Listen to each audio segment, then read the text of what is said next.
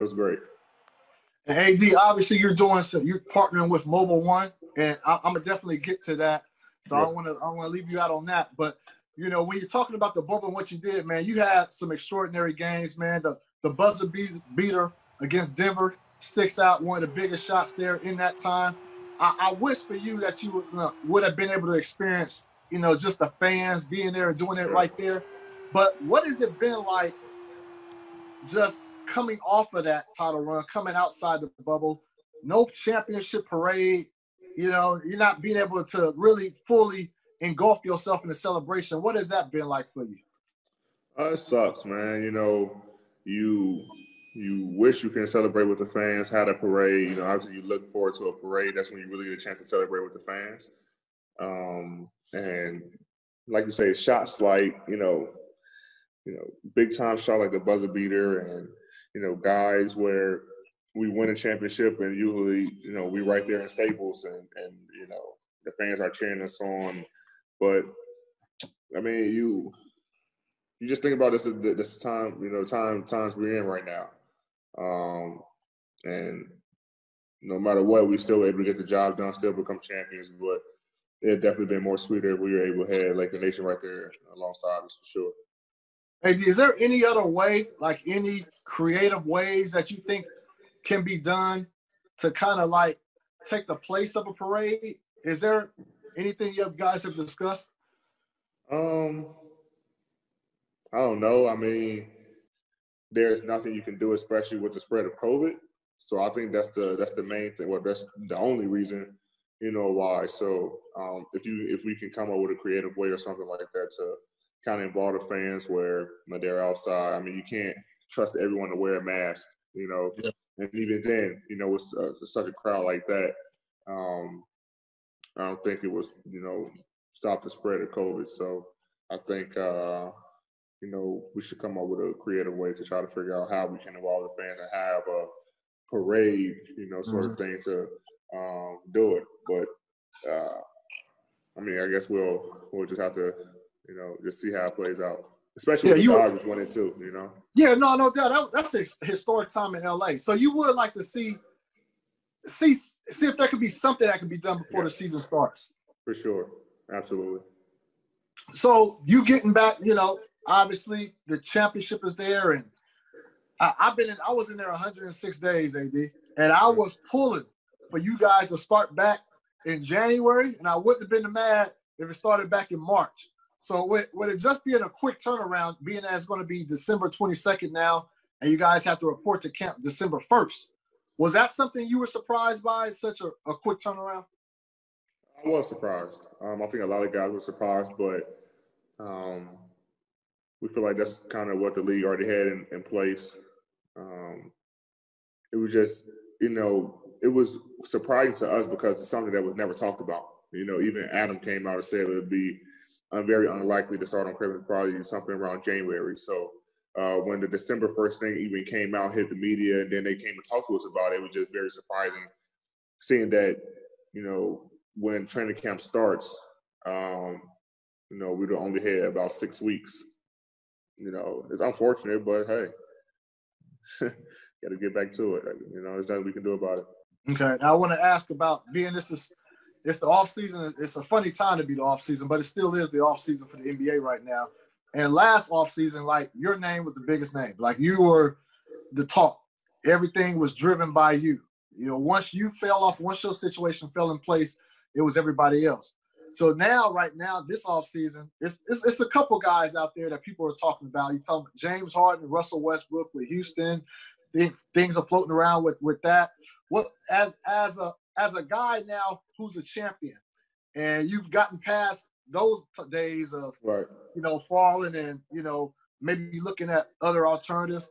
What do you think about when you hear big names like that? That's primarily on the same team that's looking to go elsewhere.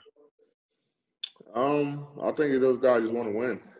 Like I said, I was in that situation last year, where I wanted to win, and I was able to get the job done, the following year. But, when you got two guys like JH and Russ,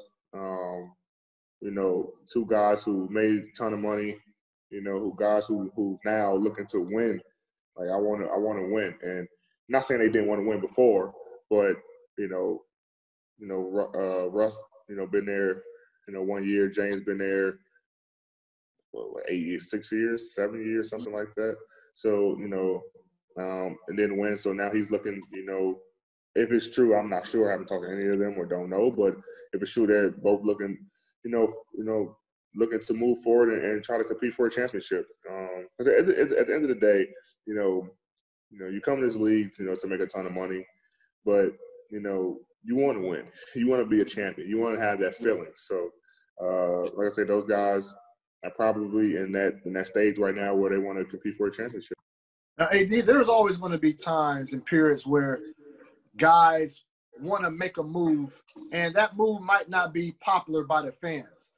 Is there any way that players can try to better educate fans on how this works? Showing that it's not personal. It's not like, but at a certain time, a player feel like they need to take care of themselves. Is there a better way that fans can be more educated, or you think it's always going to be that way? I think it's always going to be that way. When I was going through my situation, someone told me it's like breaking up with your girlfriend, man.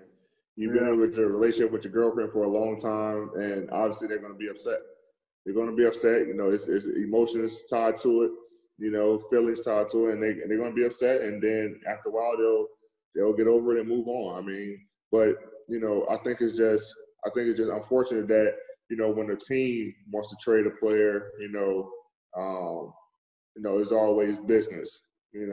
It's nothing personal. Yeah. But when the player asks, it can never be business. It's always personal. I think the fans need to understand, especially if your team isn't winning, and a team isn't doing anything to help that.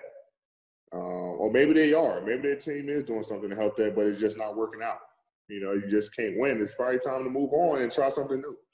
Okay, we talk about situation being better. A perfect segue. Teams when they want to defend that title. Not every. It's seldom that the team just stays pat all the way down. Your team, made some news today, being Monday. With the Chris Paul. I don't have a team, Chris. Excuse.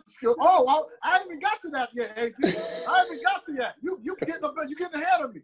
You getting ahead of me. Sorry. You don't have a team. All right. There's one team that made a move. I say that team is the Los Angeles Lakers. They made a move. They acquired one of the baddest 6-man out there, one of the point guard, Dennis Schroeder. Yeah. And they acquired him. What you got to say about that specific team over there? What you think it does for them? It's a great pickup, with Schroeder alongside LeBron, and other guys if they decide to opt in, whatever. But I think it was a good pickup. Like you said, can easily win 6-man of the year any given year. Played great alongside CP and Shea, and I think that he's tough. He shot the ball well this year. He can get in the paint. He can find guys, and he's very, very scrappy. So I think it was a good move, a good pickup for the Los Angeles Lakers. Okay, that's a good move. And I had to ask you, I broke some news myself yesterday, AD. I don't know if you read the news. I don't know if you look at social media, but I broke that sources told me that Anthony Davis is opting out of his deal, become a free agent, which will make you, the number one free agent out there. What do you have to say about just how this process is going to play out? I pretty much know what you got to say, but I got to ask. All my free agent questions will go to my agent, Rich Paul. Okay. I kind of knew that. I could have did sources and reported that. I got to ask, though. So let's move on. Since you didn't give that question any gas, maybe you give this question some gas. You're partnered with Mobile One. You see that segue right there? Gas. Yeah, I like that. So you're partnered with Mobile One, and so obviously fans are going to have an opportunity to kind of win some free swag. Like, can you just talk about that partnership, how it came together, and what it entails? Yeah, me and Mobile One are teaming up again. We're teaming for fans to kind of get involved. And people need to know that's going to be such a dope gift, because that was a once-in-a-lifetime bubble situation, bubble championship. So this is Yeah, this is I ain't gonna say the name, but I got a player who handed me one of his jerseys from the bubble with the social message on the back of it. You know what I mean? You ain't gonna get that anywhere else. That's exclusive right there. So exactly. this is a real good deal. But no, AD,